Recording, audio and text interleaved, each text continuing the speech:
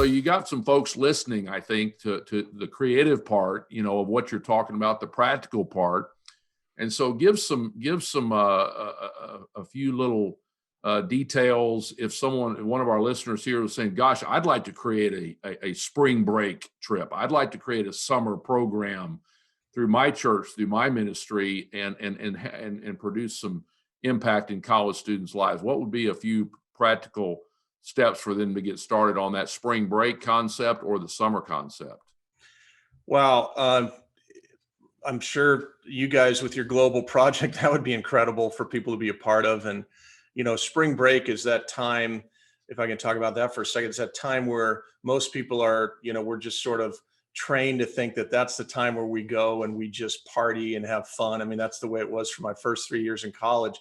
There was no thought of living for others over spring break. It was all, school's out for a week, kind of a thing. Mm-hmm. So we started doing trips about 25 years ago to different campuses where we'd take a team and we'd actually go, and they'd still be in school. We'd be on spring break, and we'd go and we'd share our stories with them. And they couldn't believe that we were bringing a team from U of A or Arizona State or wherever to talk to them about the Lord and what God's done in our lives. We do creative things to get their attention, whatnot. But anyway, that sort of started this thing where not only would it impact the campus we went to and help some of the parachurch ministries and churches that were on that campus. We'd leave hundreds of contacts for them to follow up, but it really helped build our leadership culture. And so we found that people I think at one point, 50% of our staff heard God call them to ministry on a spring break mission trip. Wow. And these were all American based in the United States. We didn't do foreign missions. We haven't done that much of that, but it just was an opportunity for them to be bold on another campus and then bring that fire back to our campuses in Phoenix. And it really has worked great. That's awesome. Can you share a little bit about your summer leadership project that you guys do? Yeah, you bet. I want to give credit to Brian Jones and Keith Weiser at Resonate. That's where I first, got this sort of concept from them. We call it Summer Leadership Project, but it's just become this really cool discipleship, leadership, intensive and church planting sort of process that we do. Wherever we're going to plant a church or we've planted a church site, we do a month-long summer leadership project there where students go and live together in houses.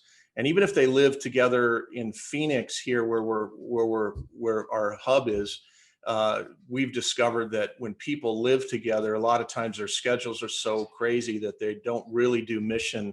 They're on different schedules. So to be in another city for a month in a house where you're, guys in one house, girls in another house, married couples and the whole thing, we literally have seen exponentially take advantage of the summer season and not lose momentum with leadership development. In fact, gain momentum for the fall outreach. So I don't know, we've had a few hundred students go on these over the last few years, and we've just seen a ton of progress. We have go days where we go to the campus, and we have grow days where they stay in and we talk about topics and we look at character issues and leaders in the Bible and things. We bring guest speakers in, that kind of thing.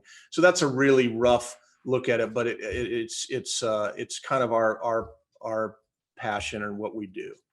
Oh yeah. For us, we do a similar summer project, a lot like the Resonate one and a lot like what you guys do. We do it locally in Chico, and it's become a great momentum builder where we've just funnel all of our new students to that. And then they show up into the fall with like a small army that's ready to share the gospel, and so much transformation. Like I can't underestimate. I mean, I can't exaggerate how important those summer projects have. Yes. Most of our staff, most of our key student leaders have seen those life-changing moments from that summer project. And so that's why Shad and I are doing the global project, because we want to equip people to lead their own projects. And we're going to give tools and ideas and resources for that.